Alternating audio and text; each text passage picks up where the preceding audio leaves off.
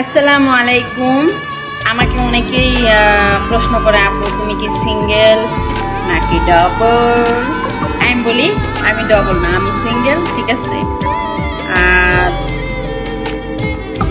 কোনো প্রেম প্রীতি না, করলে ডাইরেক্ট বিয়ে। যে আমাকে করবে সে ডাইরেক্ট বিয়ে করবে, বিয়ে করার পরে প্রেম করবে, ব্যাস শেষ, আর কোনো সমস্যা নেই। আর যে বিয়ে করবে সে আমার আগে পিছিয়ে সব কিছু জেনেই করবে। আমি যে আমার খারাপটা জেনে বিয়ে করছি, ভালোটা না।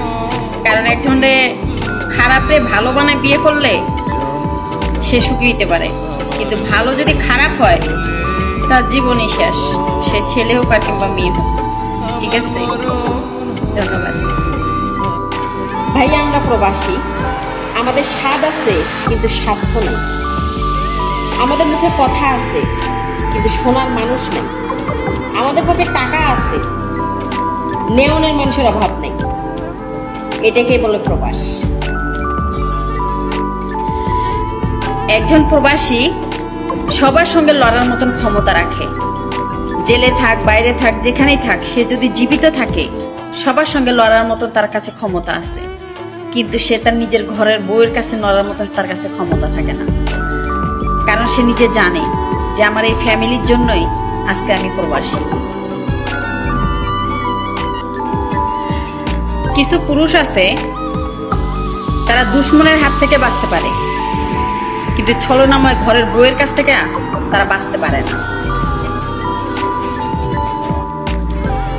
আমরা অনেক মেয়েরা আছি একটু ব্যথা পেলেই কান্না করে, আর পুরুষ মানুষ সহজে কান্না করে না।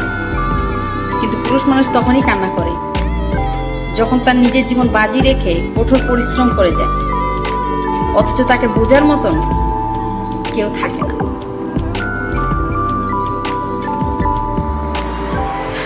প্রবাসের মধ্যে সুখ থাক আর না থাক,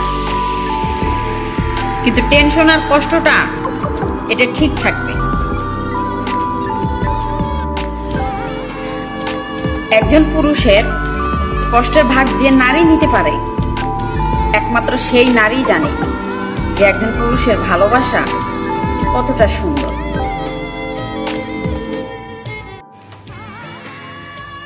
একটা কথা মাথায় রাখবেন, অনলাইনে প্রেম ভালোবাসা আপনাকে হাজারটা স্বপ্ন দেখাবে, কিন্তু সব শেষে আপনার জায়গাটা ব্লক লিস্টেই থাকবে।